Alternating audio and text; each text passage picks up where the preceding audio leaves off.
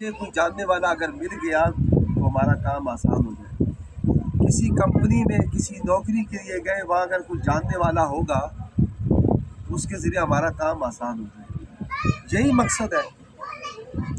تو اس کے لیے ہم تلاش کرتے ہیں کہ کوئی ایسا بندہ ہو جو اس میں اثر و رسوخ رکھتا ہو اور وہ قریب ہو. تو اللہ تعالیٰ فرماتا ہے کہ میرے قریب ہونے کے لیے کوئی ذریعہ تلاش کرو، میرا تقرب حاصل کرنے کے لیے کوئی ذریعہ تلاش کرو. اور ہماری کامیابی، دنیاوی اور اخروی کامیابی اللہ کی قربت سے ہے، اللہ تعالیٰ کے تقرب سے ہے، اللہ تعالیٰ کی پہچان سے ہے، اللہ تعالیٰ کی معرفت سے ہے. وہ اللہ رب العزت جس نے ہمیں پیدا کیا اور اس نے پیدا کرنے کے ساتھ اس نے فرمایا کہ وما خلقت الجن والانس الا لیعبدون، کہ میں نے جن اور انسان کو نہیں پیدا کیا مگر فقط واسطے اپنی عبادت کی. کہ میں نے انسانوں کو کس کے لیے پیدا کیا؟ اپنی عبادت کے لیے. عبادت تو اللہ تعالیٰ کی ساری مخلوق کر رہی ہے، پھر انسان کو خاص ایسا کیا مقصد ہے؟ تو لیعبدون سے یہاں اولیاء کرام، مفسرین کرام نے اس کا یہ معنی بھی دیا کہ یعبدون سے مطلب یہاں پر یعرفون، کہ اللہ تعالیٰ کی معرفت حاصل ہو، اللہ کی پہچان حاصل ہو.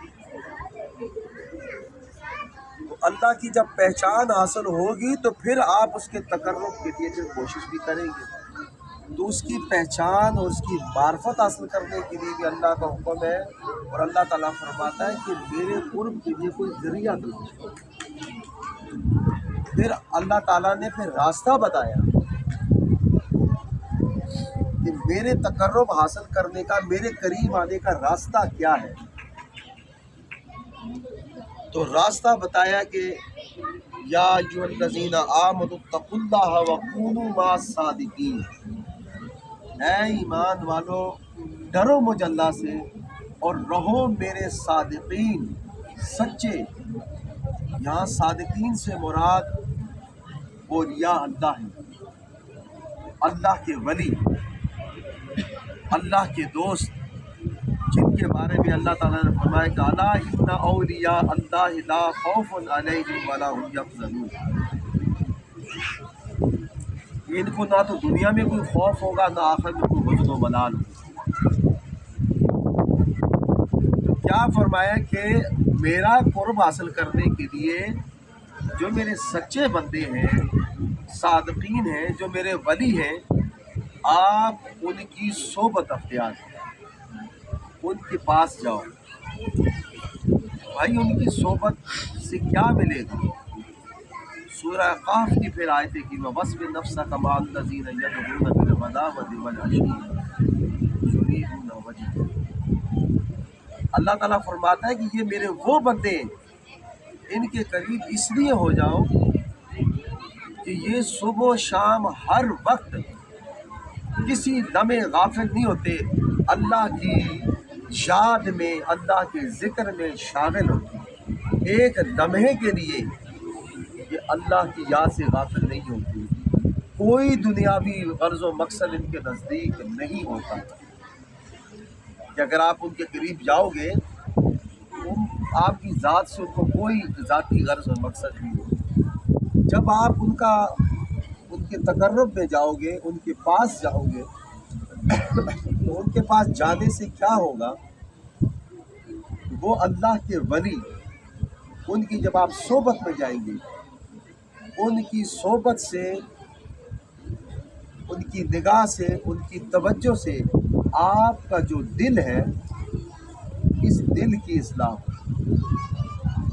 وہ اللہ کے ولی جب آپ کے دل پر نگاہ ڈالتے ہیں، آپ کے دل پر جب ان کی توجہات ہوتی ہیں اور جب ان کی صحبت اور معیت آپ کو ملتی ہے، اس سے آپ کے اس دل کے اندر جو بھی خرابیاں ہیں، جو برائیاں ہیں، ان سب کی اصلاح ہوتی ہے. وہ اپنی نگاہ سے، جس طرح سے آقا علیہ الصلوۃ والسلام کی بارگاہ میں جب صحابہ کرام رضوان اللہ علیہ اجمعین آتے تو اللہ کے حبیب ان کو قرآن کریم وَيُزَكِّيهِمْ وَيُعَلِّمُهُمُ الْكِتَابَ وَالْحِکْمَةَ، اللہ تعالیٰ کے حکم سے اللہ کے حبیب سرکار دو عالم صلی اللہ علیہ وآلہ وسلم ان کا تزکیہ کرتے تھے۔ تزکیہ سے مراد یہ ہے کہ نفس کی اصلاح کرنا۔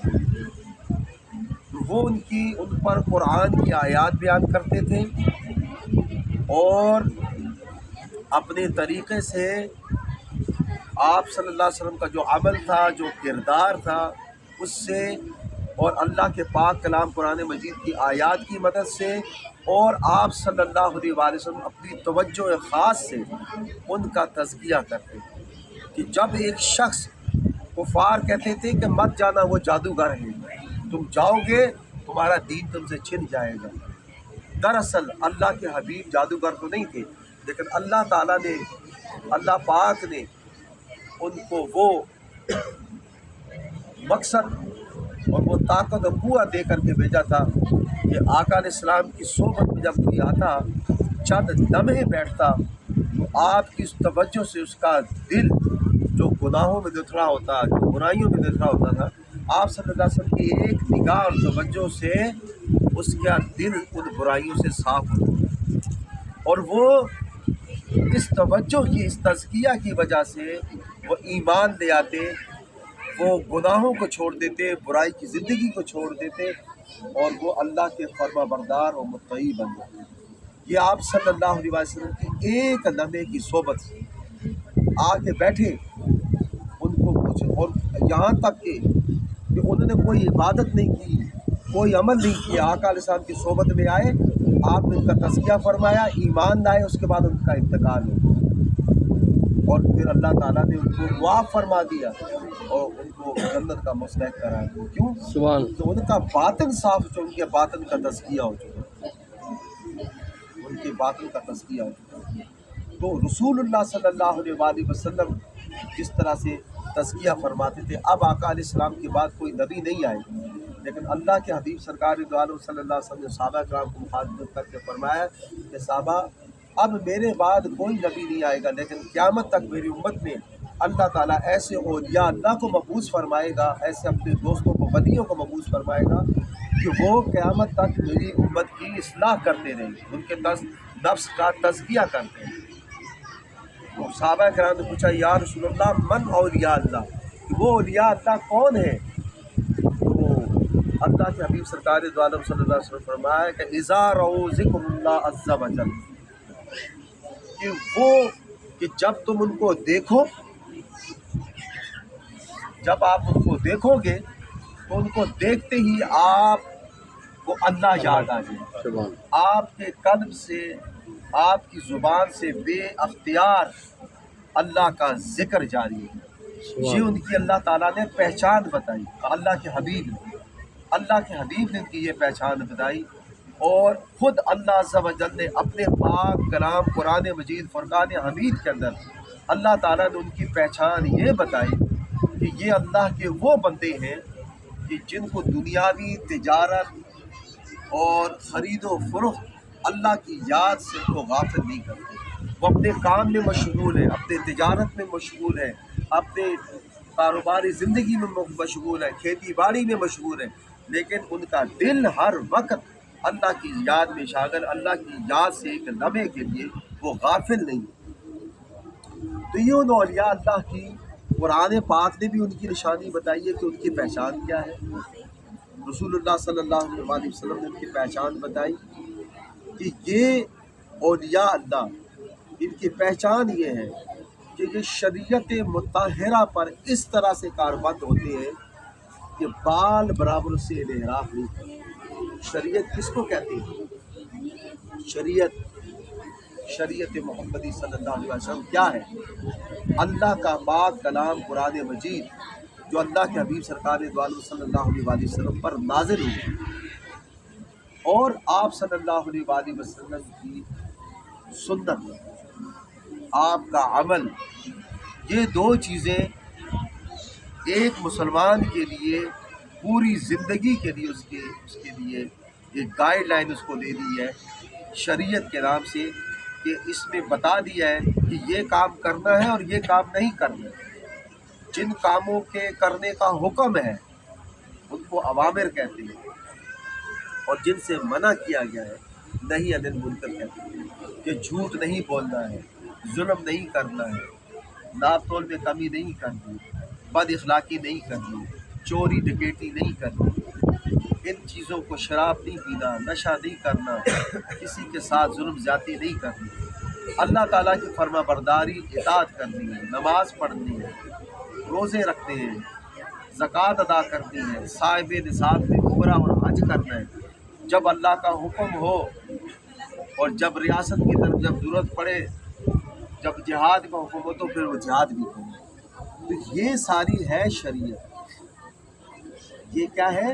شریعت ہے۔ اب اس شریعت کا ہم میں سے ہر ایک کو پتہ ہے۔ آپ میں سے کوئی ایسا ہے جو یہ کہے کہ بھائی مجھے اس بات کا نہیں پتہ کہ نماز پڑھنی؟ یہ سب کو پتہ ہے نا کہ نماز پڑھنی اللہ کا حکم ہے، دن میں 5 وقت نماز پڑھنی۔ اگر نماز نہیں پڑھیں گے تو کیا ہوگا یہ بھی سب کو پتہ ہے، سب جانتے ہیں۔ اگر کوئی نہیں جانتا تو ہاتھ بے شک کھڑا کرے، اس کو پھر سمجھائیں گے۔ سب جانتے ہیں نماز نہیں پڑھیں گے تو کیا ہوگا، گناہ گار ہوں گے، اللہ کے سامنے جواب دہ ہوں گے، یہ سب جانتے ہیں۔ اور یہ پتہ ہے کہ اللہ کا حکم ہے کہ 5 وقت کی نماز ہم پہ فرض ہے۔ کیا وجہ ہے؟ کیا وجہ ہے کہ یہ جانتے ہوئے بھی ہمارا نماز میں دل نہیں لگتا؟ کیا وجہ ہے؟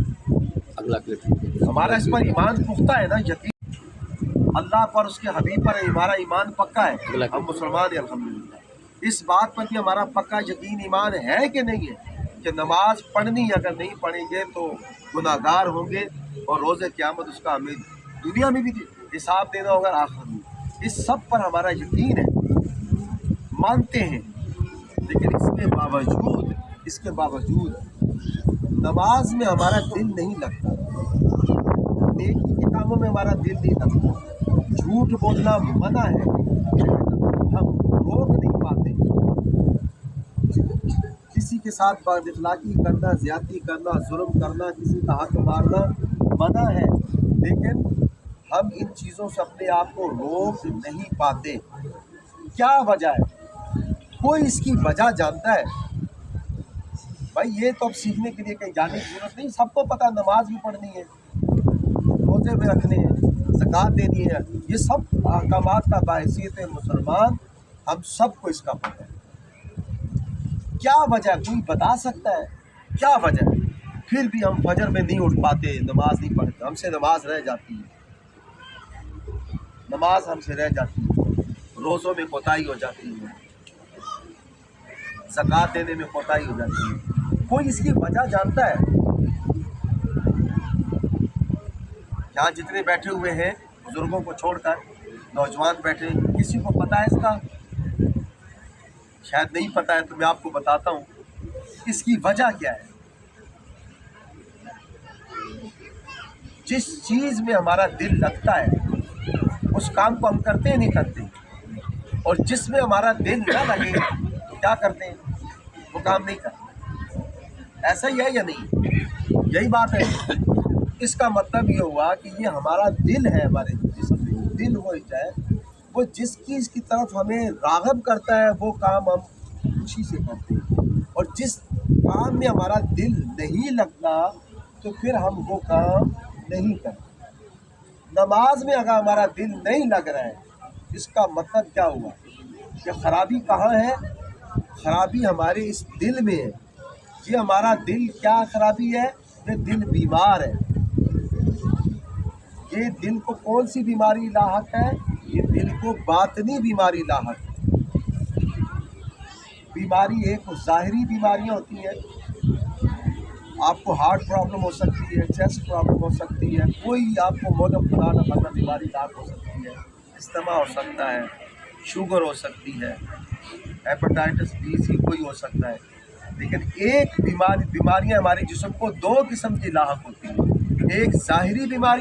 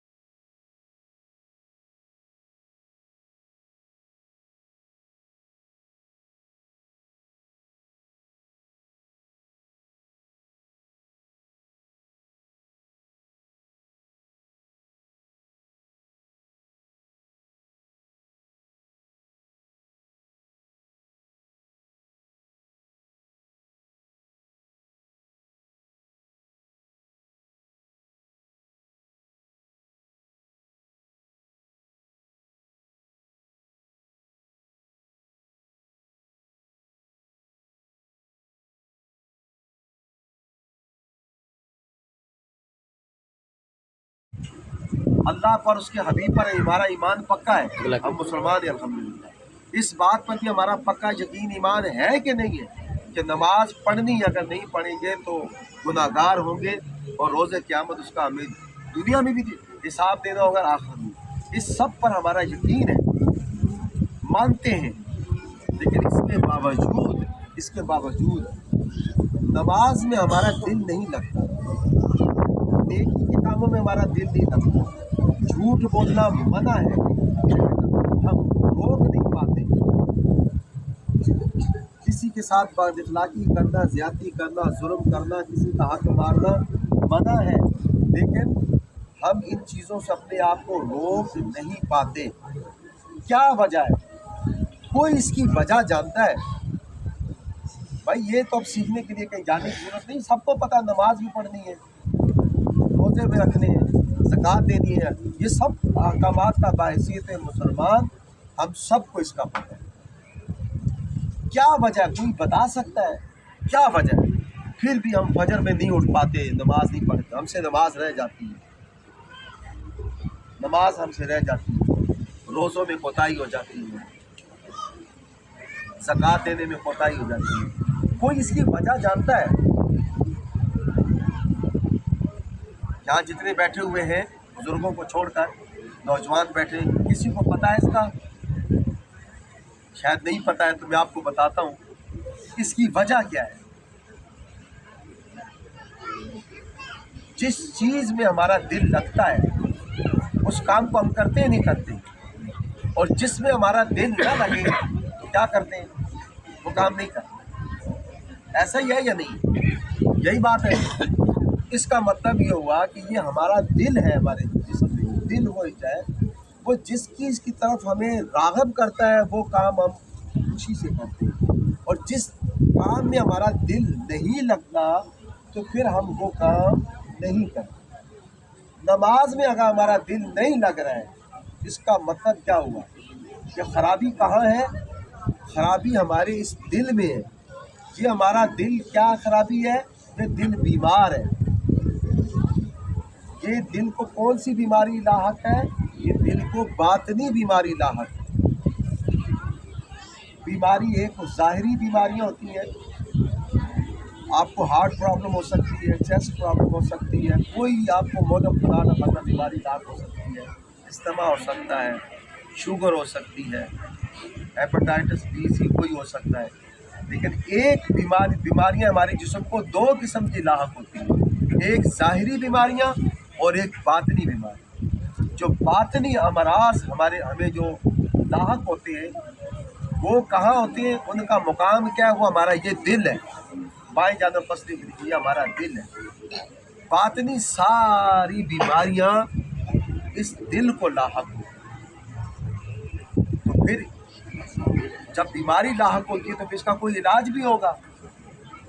بیماری کیسے اس کو لاحق ہوتی ہے؟ جیسے کسی کو بخار ہے, کوئی کرونیکل کسی ڈیزیز کی وجہ سے, کسی وائرس کی وجہ سے انفیکٹڈ ہوتا ہے, نزلہ زکام ہوتا ہے, ایسے ہی ہے نا. بیماری ڈائریکٹ تو نہیں آتی, کوئی نہ کوئی ایسا چیز ہوتی ہے, یا ہم نے کوئی ایسی چیز کھا لیتے ہیں, یا ہم اپنی سانس کے ذریعے کچھ ایسا انہیل کرتے ہیں کہ کچھ جراثیم, کچھ بیکٹیریاز ہمارے جسم میں انٹر ہوتے ہیں, جس کی وجہ سے ہمارا جسم بیمار ہوتا ہے. ایسا ہی ہے, اسی طرح سے ہے نا. تو پھر ہم جب وہ اس بیماری کو ڈائگنوز کراتے ہیں, ڈاکٹر کے پاس جاتے ہیں, اس کی میڈیسن دیتے ہیں تو ہمیں آرام ملتا ہے. اسی طرح سے دل کیسے بیمار ہوتا ہے؟ دل اس طرح سے بیمار ہوتا ہے کہ جب ہم سے کوئی غلط کام ہوتا ہے, کوئی گناہ سرزد ہوتا ہے, کوئی برا عمل ہم سے سرزد ہوتا ہے, تو ہمارے اس دل کے اوپر ایک سیاہ نقطہ, ایک سیاہ دھبا پڑ جاتا ہے, ایک ڈاٹ پڑ جاتا ہے ہمارے دل میں. جیسے کہ میٹل ہے, لوہے کی کوئی چیز ہے چمکتی ہوئی ہے, اس کے اوپر رسٹ جس آتا ہے, زنگ اس پہ آتا ہے, اسی طرح ہمارے دل کے اوپر ایک سیاہ نقطہ دھبا پڑ جاتا ہے. اگر ہم اللہ کی بارگاہ میں توبہ تائب ہوتے ہیں, استغفار کرتے ہیں, رجوع اللہ کرتے ہیں, تو وہ نقطہ مٹ جاتا ہے, صاف ہو جاتا ہے, آپ کا دل صاف ہو جاتا ہے. لیکن اگر ہم ایسا نہ کریں, جیسا کہ آپ کو بیماری لاحق ہوئی, آپ نے اس کا علاج کروا لیا انیشیل اسٹیج کے اوپر, تو کیا ہوگا؟ وہ بیماری فردر اگلے سٹیج پہ نہیں جائے گی۔ اگر علاج نہیں کروائیں گے تو پھر وہ بیماری آگے بڑھتے بڑھتے بڑھتے اس حد تک پہنچ جائے گی کہ اب آپ کی جاں بحق ہونے کا اندیشہ ہے۔ اسی طرح سے دل جب انسان کا بیمار ہوتا ہے، یہ زنگ آلود ہو جاتا ہے، جب اس پہ زنگ اس پہ آ جاتا ہے، یہ بیمار ہو جاتا ہے، اب کیا ہوتا ہے کہ اب ہمارا نماز میں دل نہیں لگتا، نیکی کے کاموں میں ہمارا دل اب نہیں لگتا، یہ دل بیمار ہے۔ تو پھر اس کا بھی تو کوئی علاج ہوگا، اس کا بھی تو کیا خیال ہے، کوئی علاج ہوگا یا نہیں ہوگا؟ اس کو کہتے ہیں روحانی علاج۔ اور وہ روحانی علاج کس کے پاس ہے؟ اس کے معالج کون ہے؟ اگر ابھی کسی کو خدا نخواستہ کوئی انجری ہو جاتی ہے، کوئی گر جاتا ہے، کوئی زخمی ہو جاتا ہے، اس کو ہم ٹراما سینٹر لے کے جائیں گے۔ اگر کسی کو کوئی ہارٹ کی پرابلم ہوتی ہے، اس کو کہاں لے کے جائیں گے؟ ہمارے ادھر بھی یہاں کارڈیو کا ایک بنا ہے، تو وہاں لے کے جائیں گے ایمرجنسی میں اس کو۔ ایسے ہی نا، جیسا آپ کو مرض لاحق ہوگا اسی حساب سے آپ ہاسپٹل میں ٹریٹمنٹ کے لیے جائیں گے۔ شوگر کا پیشنٹ ہے، اگر اس کی شوگر ریز ہو گئی ہے، بڑھ گئی ہے، تو وہ اس کو کسی ڈائبیٹک کے پاس لے کے جائے گا۔ بلڈ کا کسی کو ایشو ہو گیا ہے تو وہ ریمٹولوجسٹ کے پاس جائے گا۔ اگر ہمارے سماچار ڈاکٹر صاحب تشریف لے آئے، کسی کو اگر ہارٹ کا کوئی ایشو ہوگا تو وہ کسی کارڈک اسپیشلسٹ کے پاس وہاں رجوع کرے گا، اس کے پاس وہ جائے گا، اس کے پاس جا کے اپنی وہ سارا چیک اپ کرائے گا، اپنے جو اس کی ڈیزیز ہے اس کو ڈائگنوز کرائے گا، پھر اس کے اکارڈنگ وہ ڈاکٹر اس کو ٹریٹمنٹ دے گا۔ اسی طرح سے جو باطن کی ہماری بیماری ہے، اس بیماری کے، اس روحانی بیماری کے بھی معالج ہیں، اور وہ معالج کون ہے؟ وہ ہے اولیاء اللہ، اللہ کے ولی، اللہ کے ولی۔ پھر ہم ان کے پاس جاتے ہیں، پھر رسول اللہ صلی اللہ علیہ وسلم نے اس کا علاج بھی فرمایا، اور وہ اس کے ڈاکٹر کے پاس جاتے ہیں، اس کو ڈائگنوز کرتے ہیں اس کے مرض کو، اس کے بعد اس کو وہ کوئی نہ کوئی اس کا میڈیسن، کوئی نہ کوئی دوا اس کو ایڈوائز کرتے ہیں کہ یہ دوا آپ نے لینی ہے اور یہ اس کے ساتھ آپ نے پرہیز کرنا ہے۔ اسی طرح سے باطن کی بیماریوں کے لیے جب ہم کسی اللہ کے ولی کامل کے پاس جاتے ہیں تو وہ جس طرح سے ڈاکٹر کچھ چیزوں میں سرجری کی ضرورت ہوتی ہے، کچھ جگہ میڈیکیشن کی ضرورت ہوتی ہے، تو اللہ کے ولی کیا کرتے ہیں؟ اپنی باطن کی توجہ سے اس کی نفس کی اصلاح کرتے ہیں، اس کے اندر جو عادات رذیلہ اس کے دل میں نفس میں آ چکی ہوتی ہیں، وہ اپنی نگاہ سے توجہ اس کو دور فرماتے ہیں۔ اس لیے کہا کہ جگ زمانہ صحبت باولیا بہتر سنسارا تا ہے، نگاہ ولی میں وہ تاثیر دیکھی بدلتی ہزاروں کی، تو وہ ان کی توجہ، وہ توجہ باطنی سے وہ اس کے اس دل کو کا تزکیہ کرتے، اس کو مزکہ کرتے ہیں، مصفہ کرتے ہیں، جیسا کہ رسول اللہ صلی اللہ علیہ وسلم وَيُزَكِّيهِمْ وَيُعَلِّمُهُمُ الْكِتَابَ وَالْحِكْمَةَ، اللہ کے حبیب سرکار دو عالم جس طرح سے ان کے نفوس کا تزکیہ فرماتے تھے صحابہ کرام کا، اسی طرح سے اولیاء اللہ اپنی باطنی توجہ سے ان کے نفس کا تزکیہ کرتے ہیں۔ پھر اس کے بعد اس کا علاج، اب اس دل پر وہ زنگ آ گیا ہے، جس طرح سے ڈاکٹرز جاتے ہیں کہ بھائی اس کے دل میں بلاکیج آ گئی، کتنے پرسنٹ اسٹنٹ ڈلے گا، بائی پاس ہوگا، کیا ہوگا؟ تو فرمایا کہ لِكُلِّ شَيْءٍ ثِقَالَةٌ وَثِقَالَةُ الْقُلُوبِ ذِكْرُ اللَّهِ عَزَّ وَجَلَّ، کہ ہر چیز کی صفائی کا کوئی نہ کوئی آلہ ہے، تو دل کی صفائی کا آلہ اللہ کا ذکر ہے، اللہ کا ذکر ہے، اللہ کی یاد ہے۔ اس اللہ کی یاد کی وجہ سے جب ہم اللہ کا ذکر کرتے ہیں، اس ذکر کی وجہ سے ہمارا یہ دل مزکہ ہوتا ہے، یہ پاک ہوتا ہے، یہ دل صاف ہوتا ہے۔ تو اس کا حکم اللہ تعالیٰ نے ہمیں دیا قرآن پاک کی سورۃ الاعراف کی آیت نمبر 205 کے اندر، وَاذْكُر رَبَّكَ فِي نَفْسِكَ تَضَرُّعًا وَخِيفَةً وَدُونَ الْجَهْرِ مِنَ الْقَوْلِ بِالْغُدُوِّ وَالْآصَالِ وَلَا تَكُن مِّنَ الْغَافِلِينَ۔ اللہ تعالیٰ کو حکم ہے کہ تم مجھے اپنے دل میں یاد کرو، خوف سے، عاجزی سے، خشیت کے ساتھ، بے آواز نکلے زبان سے، صبح اور شام، اور فرمایا کہ غافلوں میں نہ ہو۔ یہ اللہ کا حکم ہے ہمیں کہ اللہ تعالیٰ کو دل سے یاد کرو، تو دل سے یاد کرنے کا حکم اللہ تعالیٰ نے، کیونکہ وہ ہمارا مالک خالق ہے، وہ ہمارا کریٹر ہے، اس نے ہمیں تخلیق کیا ہے، اس نے جو ساتھ میں اس نے یوزر مینول دے دیا قرآن کریم، اس نے سب کچھ بتا دی ہے آپ نے کس طرح سے چلنا ہے۔ پھر اللہ تعالیٰ نے فرمایا کہ یا ایھا الذین آمنوا اذکروا اللہ ذکرا کثیرا وسبحوہ بکرۃ واصیلا، کہ اے ایمان والو میرا ذکر کثرت کے ساتھ کرو، کثرت کے ساتھ کرو۔ تو کثرت کے ساتھ ذکر ہم زبان سے نہیں کر سکتے۔ آپ گفتگو کر رہے ہیں، آپ ذکر موقوف، آپ سوئے ہوئے ہیں، آپ کا ذکر موقوف، آپ لیٹے ہوئے ہیں، بیٹھے ہوئے ہیں، کام کر رہے ہیں، آپ کا ذکر موقوف۔ لیکن ذکر قلبی جو دل سے ذکر کیا جاتا ہے، یہ ذکر کبھی بھی آپ کا موقوف نہیں ہو سکتا۔ آپ وضو ہو نہ ہو، آپ یہ دل سے ذکر کر سکتے ہیں۔ اور اس ذکر قلبی یہ وہ میڈیسن ہے، یہ وہ دوا ہے جو اللہ والے جب اس کے نفس کا تزکیہ کرتے ہیں، اس کی سرجری کرتے ہیں، آپریشن کرتے ہیں، اس کے بعد فرماتے ہیں کہ آپ جائیں اور آپ ہمہ وقت اپنے آپ کو اللہ کے ذکر میں شاغل رکھیں۔ اذکروا اللہ ذکرا کثیرا، اللہ تعالیٰ فرماتا ہے کہ میرا ذکر کثرت کے ساتھ کرو، اتنی کثرت سے جس سے مجھے یاد کرو کہ تمہیں لوگ میرے ذکر میں تمہیں کہیں کہ یہ پاگل ہو گیا، مجنون ہو گیا۔ اور یہ ذکر، یہی وہ ذکر قلبی، یہ جو وہ دل کا ذکر ہے، یہ وہ دوا ہے، یہ وہ میڈیسن ہے، یہ اللہ والوں کی صحبت سے جا کے ملتی ہے۔ وہ اس کی ٹریٹمنٹ جب وہ دیتے ہیں، پھر یہ دوا دیتے ہیں۔ جب ہم اس ذکر کو اختیار کرتے ہیں، اللہ کی یاد میں شامل ہوتے ہیں، پھر نماز پڑھنا ہمارے لیے مشکل نہیں رہتی، پھر نماز ہم سے نہیں چھوٹتی۔ پھر اگر ہم نماز میں مصلی پہ کھڑے ہوتے ہیں تو پھر ہم جلدی اس ویڈیو کو شیئر ضرور کریں، ہو سکتا ہے آپ کے ایک شیئر سے یہ بات کسی کے دل میں اتر جائے۔